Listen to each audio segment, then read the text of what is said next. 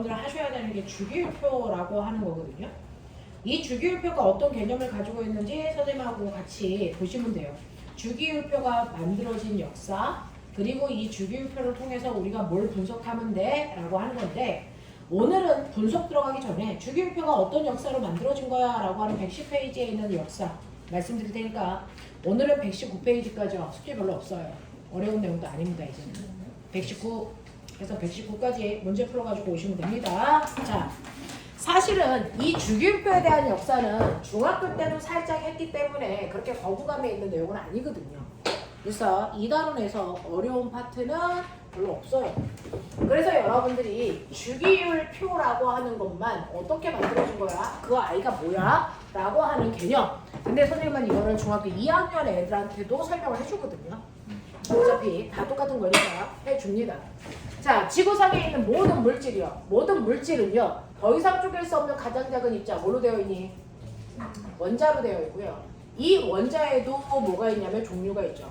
원자의 종류를 뭐라 그래요? 원소라고 해서 이 원소가 100여 종이 있어 이렇게 얘기한단 말이야.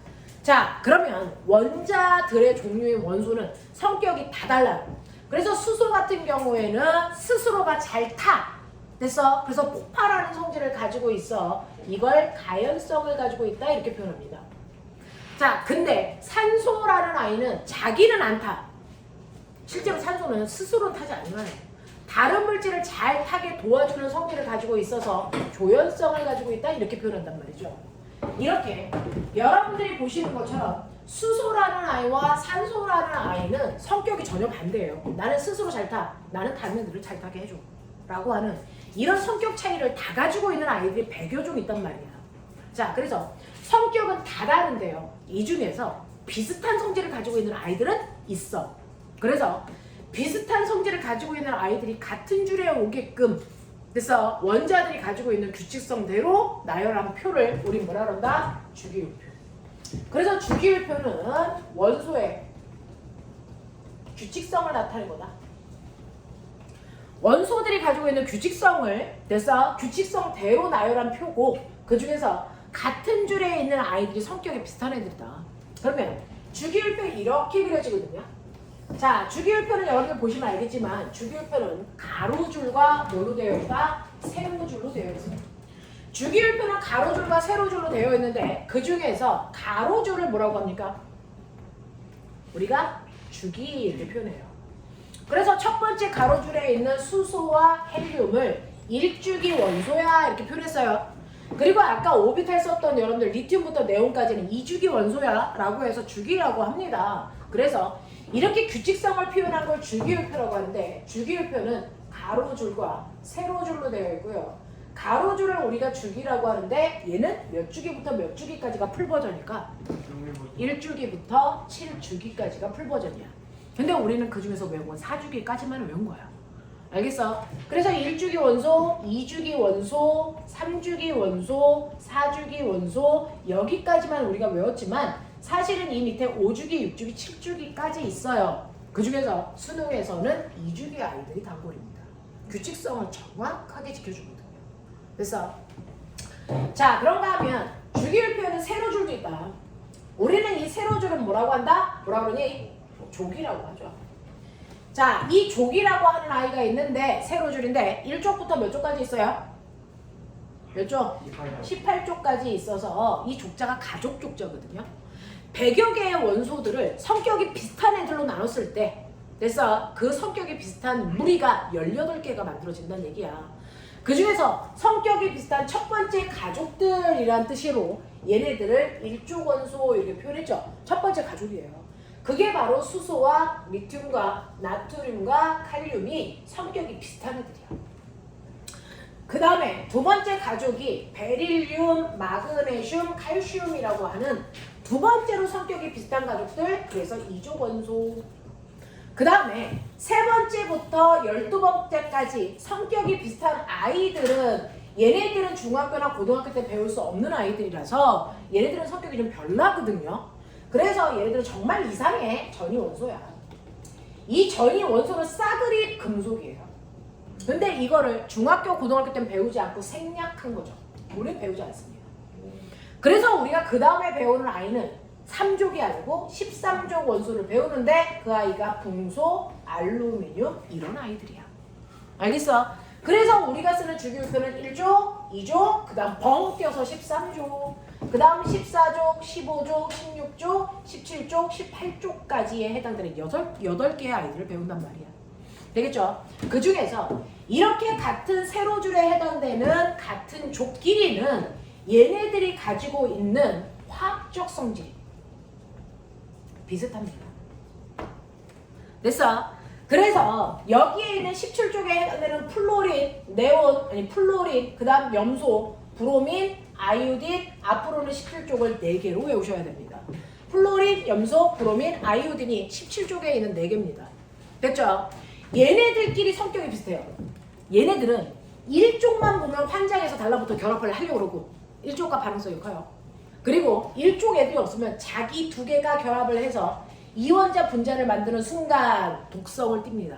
인간이 만든 최초의 독가스 뭡니까? 염소가스, 유태인도 죽일 때 쓴 거. 됐어. 그리고 아침마다 여러분들이 쓰는 독가스 뭡니까? 플로린. 이게 뭡니까? 불소.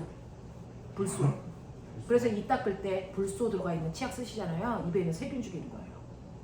알겠습니까? 이런 것들이에요. 얘네들 다 독성을 가지고 있고, 그리고 얘네들은 이원자 분자 상태일 때 독특한 성격을 가지고 있는 그런 규칙성을 가지고 있단 말이야.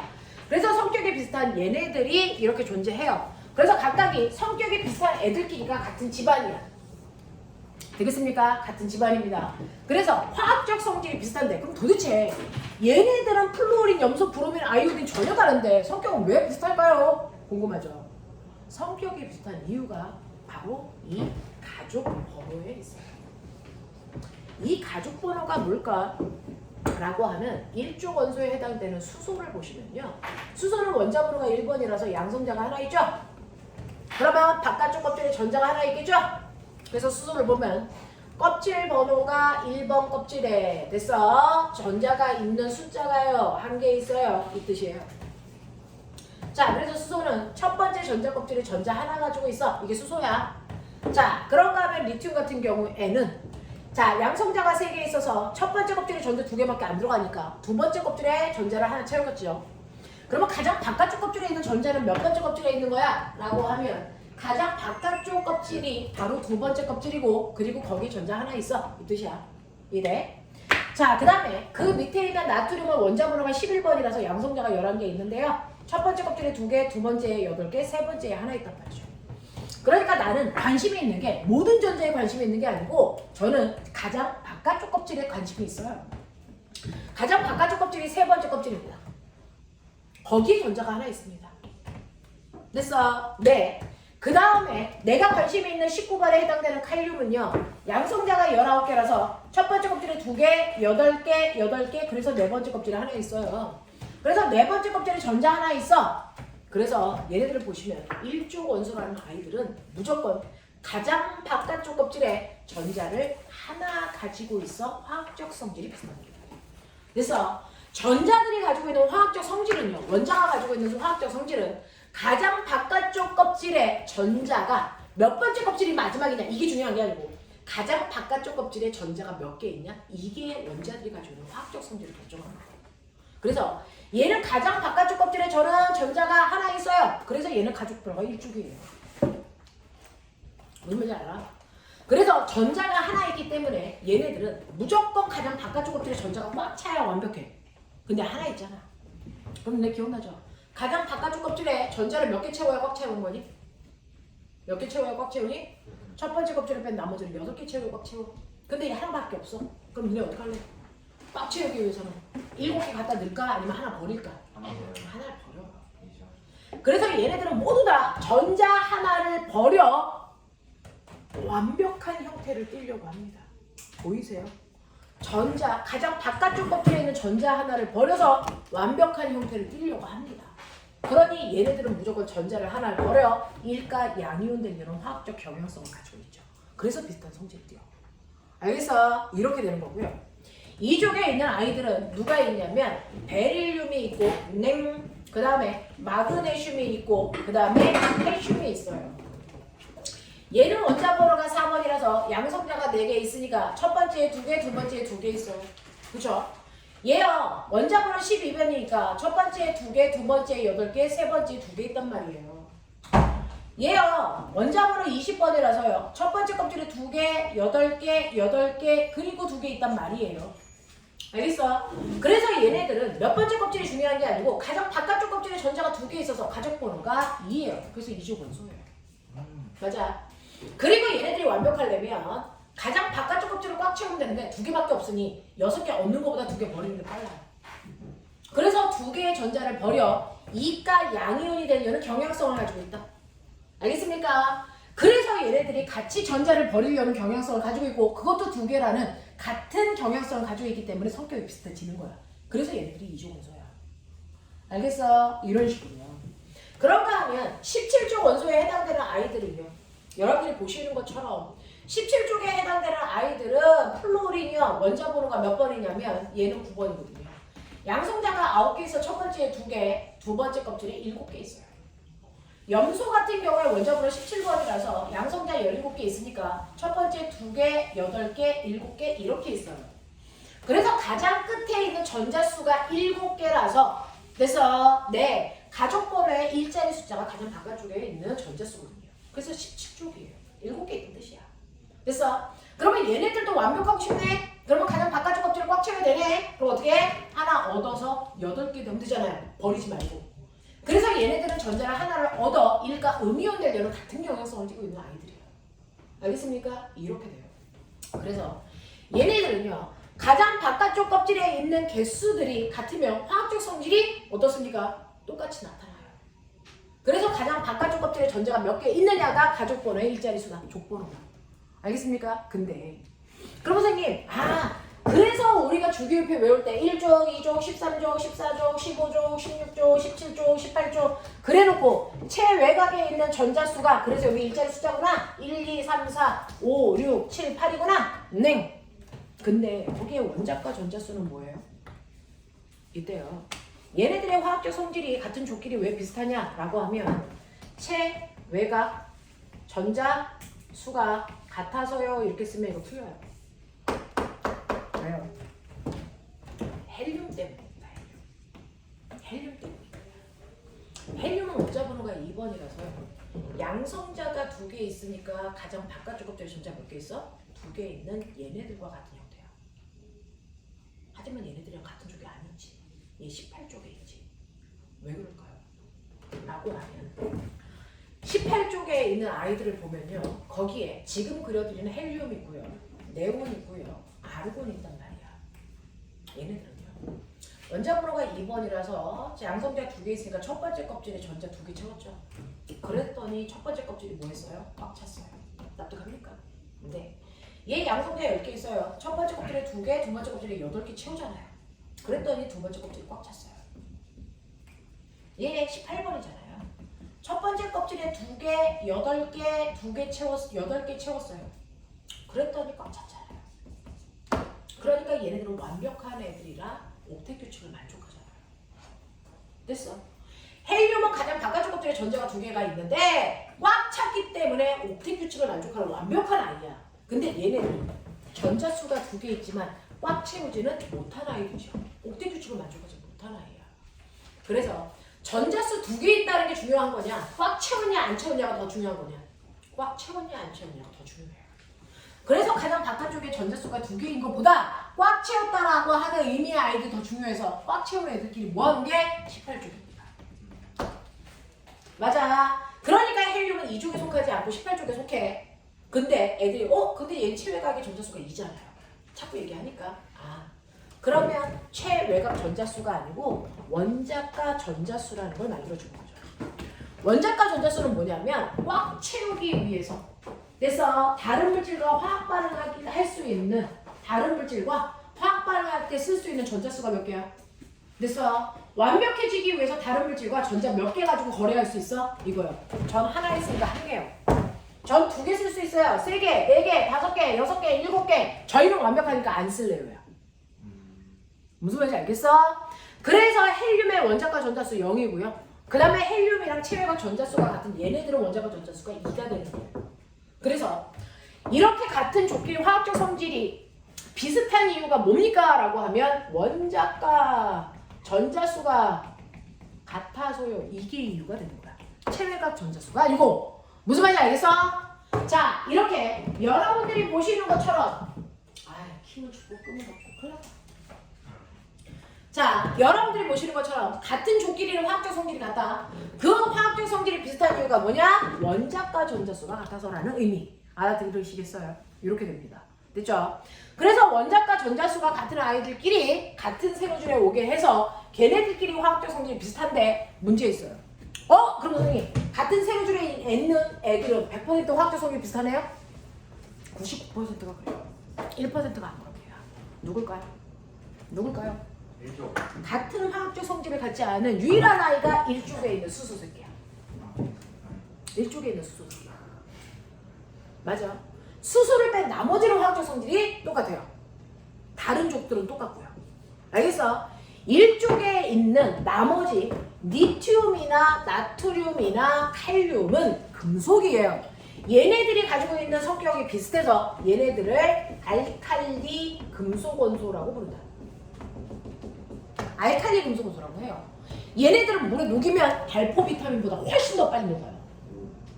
알겠어? 네. 자, 얘네들은 알칼리 금속이고 얘네들을 물에 녹이면 순간 얘네들 때문에 물은 염기성을 띱니다. 우리 옛날에 조상들은 염기성을 뭐라 그랬어요? 알칼리성이라고 했기 때문에 알칼리 금속이라고 부르는 거야. 알겠어? 근데 수소는 금속이 아니잖아요. 알칼리성도 띄지 않습니다. 얘는 오히려 산성을 띱니다. 알아? 그래서 유일하게 1쪽에 있는 수소만 뺀 나머지 아이들 같은 족일끼리 성질이 비슷하다.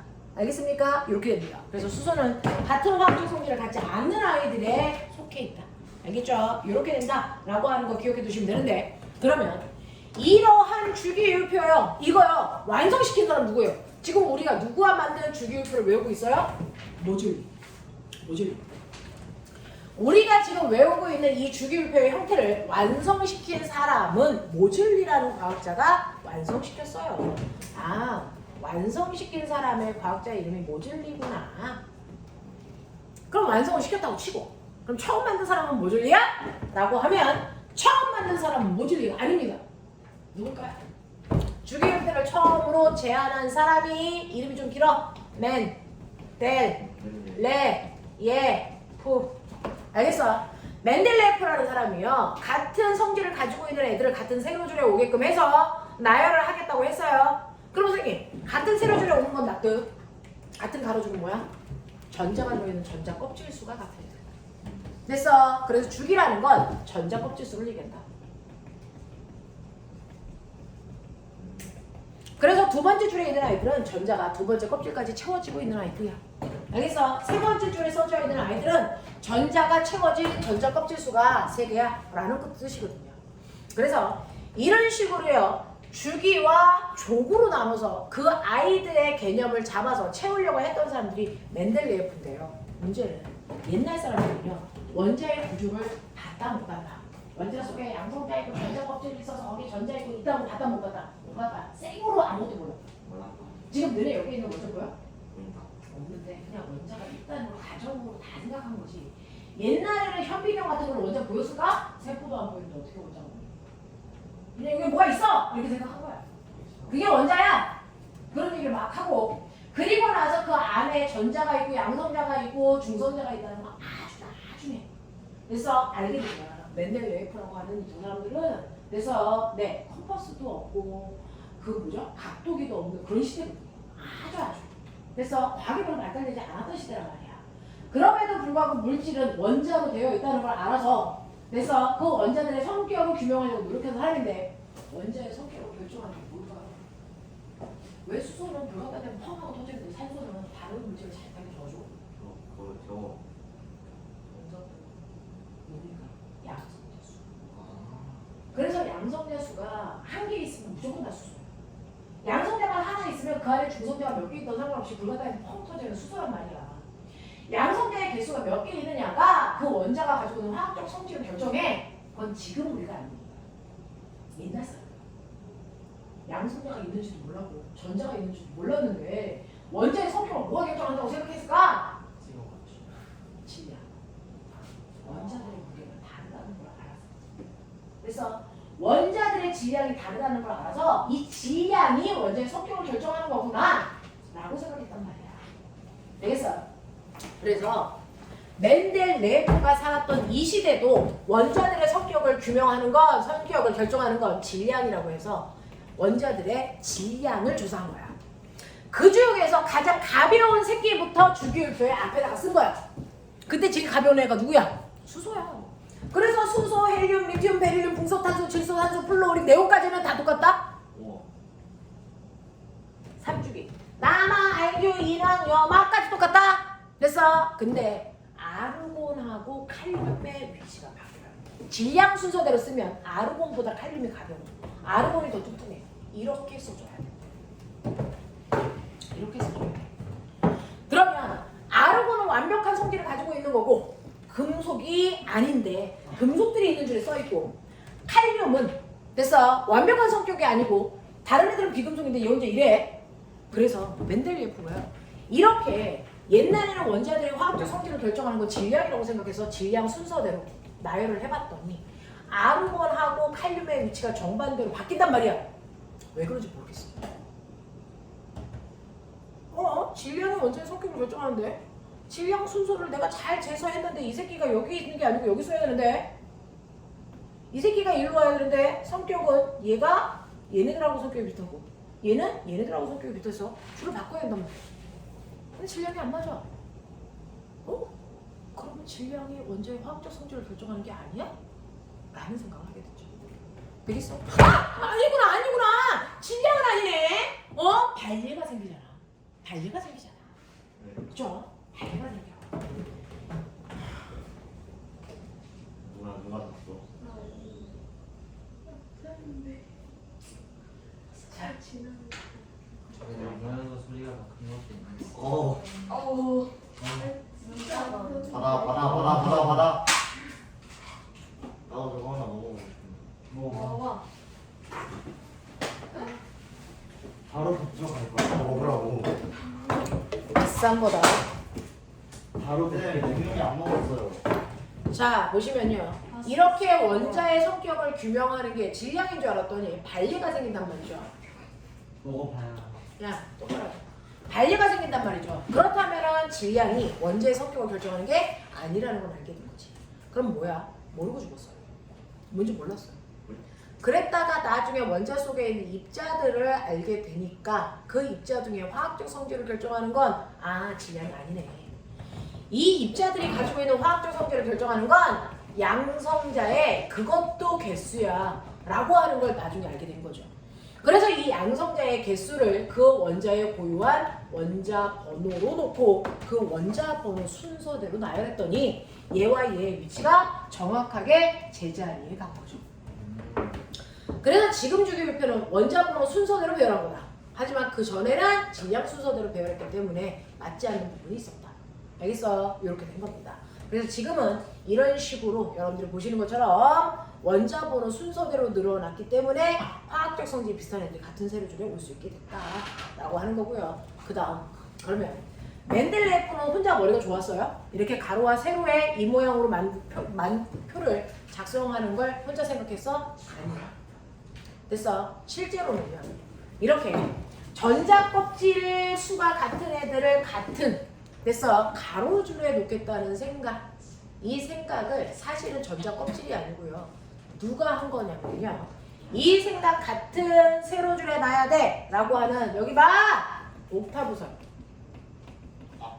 자, 뮬렌즈를 아는 사람이 설명한 옥타브설이라는 게 있는데요. 이 옥타브는 여러분들이 피아노 칠 때 얘기한 그 옥타브가 맞습니다. 도, 레, 미, 파, 솔, 라, 시 그 다음에 다시 뭐? 도. 알겠습니까? 이렇게 도에서 그 다음 도까지 도, 레, 미, 파, 솔, 라, 시 됐어? 도죠. 7개마다 주기적 성질이 비슷한 애들이 반복된다. 그러니까 마치 음계에서 한 옥타브와 같아 이렇게 됐단 말이야. 7개마다 성질이 비슷한 애가 반복돼? 8개 아니었어? 하나, 둘, 셋, 넷, 다. 하나, 둘, 셋, 넷, 다, 일곱, 여덟 개 지나서 됐어. 네, 반복되는 거 아니야? 라고 했는데 사실은 옛날에는요 18쪽에 있는 원소들의 존재를 몰랐어. 그래서 7번째마다 화학적 성질이 비슷한 아이들이 주기적으로 반복된다고 했고 그 7번째라는 건 질량 순서대로 늘어났을 때. 질량 순서대로 늘어났을 때요. 질량 순서대로 늘어놓으면 7번째, 8번째마다 성격이 비슷한 애들이 주기적으로 반복된다고 생각한 거야. 됐어? 그랬더니 몇몇 아이들은 정말 질량 순서대로 늘어났을 때 8번째마다 성격이 비슷한 애들이 반복돼서 나타났단 말이야. 이거를 옥타브설이라고 해요. 그래서 이게 지금의 주기의 기원이 된 거야. 뮬렌트라는 과학자가 한 거지만 이름은 몰라도 되고요. 그 다음에 얘는 좀 알아둡시다. 새쌍 원소설. 새쌍 원소설이 있는데 새쌍 원소설은 지금 현재 조개 기원이 됩니다. 조개 기원이 됩니다. 실제로는요. 맨 처음에 모든 원소를 다 찾지 못했어요. 그래서 맨 처음에 돌턴이 있을 때만 해도 원자를 60 몇 개 이렇게 찾았단 말이야. 근데 지금은 117개 이 정도 되거든요. 2배 가까이 돼요. 그러면 옛날에는 원소를 찾지 못해서요. 그래서 중간에 뻥뻥 찾지 못한 아이들 빈자리가 있었단 말이에요. 그래서 여기 누군가가 있을 것 같은데 이거 누구지? 그걸 막 찾으려고 해서 그래서 그걸 찾고 있었던 시대야. 그러면 여기에 있는 이 아이가 누구지? 이거 찾으려고 했어. 그랬는데 그 중에서 데베라이너라는 과학자가 새쌍 원소설이라는 게 있는데 성격이 비슷한 아이가 있어. 리튬하고 칼륨. 성격이 비슷한 원소가 있는데 그중 성격이 비슷한 애 중에 가장 가벼운 아이 원자번호 3번이니까 질량수 대략 6대죠. 자, 이런 원자번호가 10보니까 질량수는 대략 얼마 됩니까? 38되죠. 성격이 비슷한 애들 중에 가장 가벼운 애와 가장 무거운 아이의 질량을 더해서 반띵한 질량을 갖는 아이가 바로 얘네들과 성격이 비슷한 또 다른 아이일 거야 라고 생각한 거야. 됐어? 그럼 해보세요. 얼마 나옵니까? 22 나오죠. 맞아요. 그러니 리튬하고 칼륨 사이가 질량이 되게 먼데 요 안에 누가 있을 것 같은데 그럼 그 중에서 성격이 제일 질량이 작은 애와 제일 질량이 무거운 애 같은 성격을 띠는 애들 중에 2개 더해서 나누기 반띵한 대략 22 정도의 질량수를 가지고 있는 어떤 원소가 있을 거예요. 그래서 물질을 막 분해. 물질을 막 분해해서 질량수가 22인 물질들을 찾으려고 표적 수사한 거야. 그래서 찾아진 게 누굽니까? 나트륨이에요. 됐어. 그래서 옛날에는 원소를 찾을 때 이 새쌍 원소소를 이용해서 찾게 됐고요. 그게 바로 요즘에 성격이 비슷한 애들을 같은 세로줄에 놓는 조개 기원이 된 거야. 됐어. 그래서 멘델레예프는 맨 땅에 헤딩한 게 아니고요. 여기에 있는 뮬렌주와 데베라이너가 얘기한 옥타브설과 새쌍 원소소를 됐어. 가로줄과 세로줄로 만들어서 늘어놓은 게 현재 주기율의 기원이 된다. 알겠습니까? 이렇게 됩니다. 그래서 여러분들이 가지고 있는 110페이지 보시면 여러분들이 가지고 있는 110페이지를 보시면 됐어. 데베라이너라고 하는 사람이 얘기한 게 새쌍 원소설이야. 현재 조개 기원이 된 거야. 그 다음에 뮬렌즈라고 하는 사람의 옥타브설이고요. 질량 순서대로 8번째마다 성격이 비슷한 애들이 나온다라고 했는데 이게 현재 주기의 기원이 됐고요. 그래서 그거를 가로줄과 세로줄을 이용해서 표를 작성하기 시작한 게 멘델레예프인데 멘델레예프는 성격을 질량이 결정한다고 했기 때문에 오류가 발생했다. 그걸 완성시킨 사람은 현대 주기율표를 만든 사람 누구다? 모즐리다 라고 하는 거예요. 그래서 모즐리라는 사람은 질량 순서대로가 아니고 원자 번호 순서대로 원자를 늘어나서 성격이 비슷한 애들이 같은 세로줄에 옴을 알 수 있었다. 그래서 오류를 수용한 사람이다 라고 하는 거. 그래서 가장 큰 건 뭐예요? 옛날에는 성격을 결정하는 게 질량인 줄 알았다가 요즘은 질량이 아니고 양성자의 개수, 원자 번호라는 걸 알았다. 그래서 지금의 주기율표는 원자 번호 순서대로 쓴 거다라고 하는 거죠. 자, 그렇게 해서 써놨더니 같은 세로줄에 있는 아이들끼리 화학적 성질이 비슷한 족입니다. 됐죠? 그 중에서 1족에 있는 수소만 제외하고. 알겠습니까?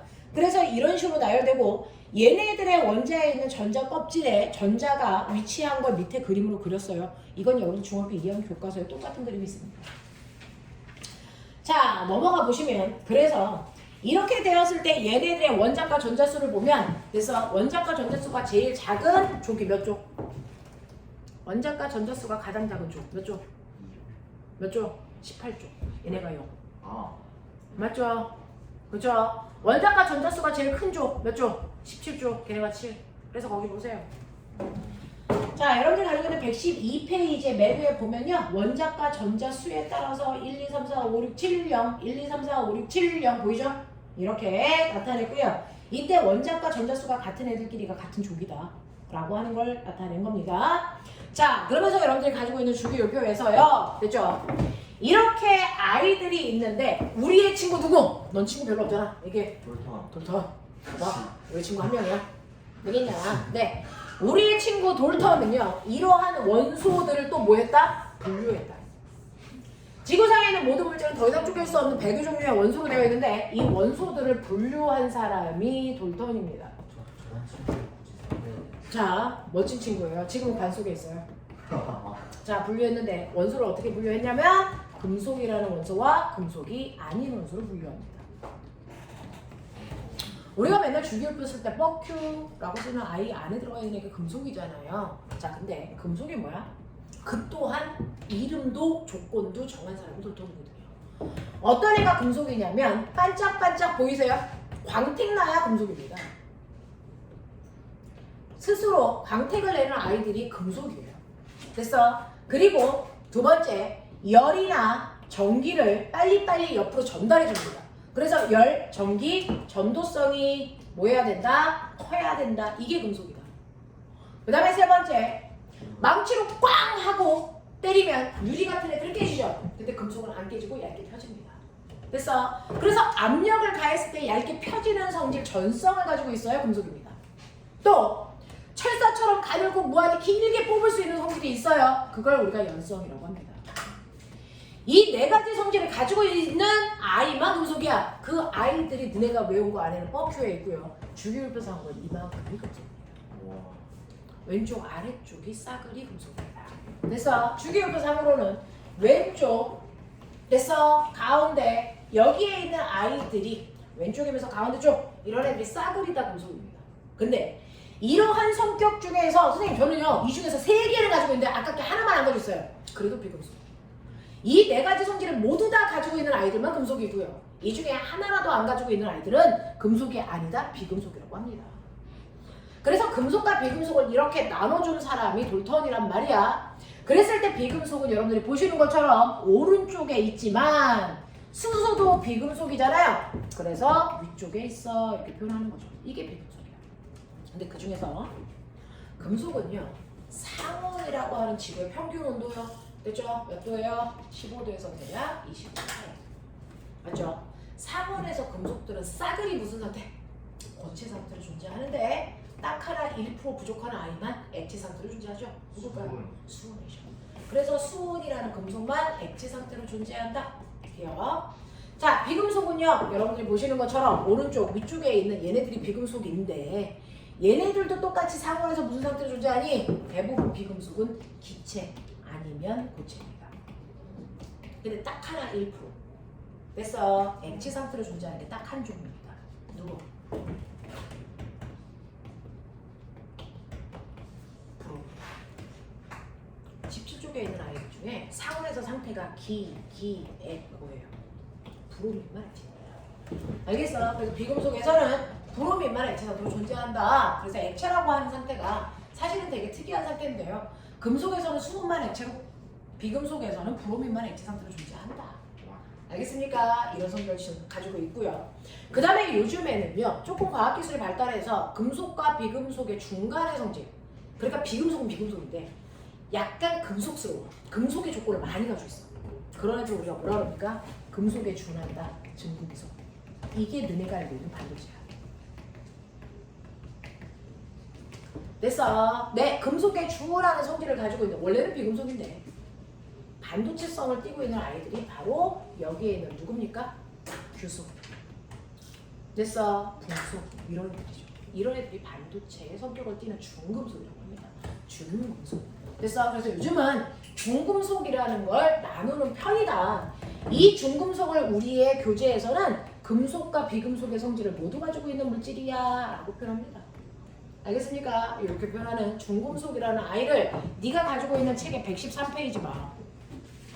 113페이지에 B의 위치에 있는 아이들이 싸그리 금속이고요.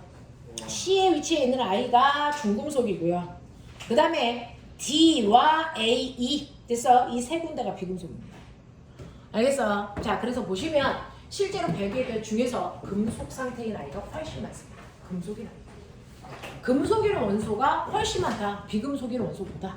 알겠습니까? 이렇게 됩니다. 그래서 주기율표라고 하는 게 이런 게 있다. 되겠냐? 자, 두 페이지만 풀고 끝내줘. 113, 그 다음에 114. 여기까지만 할게. 113, 114. 문제 보세요.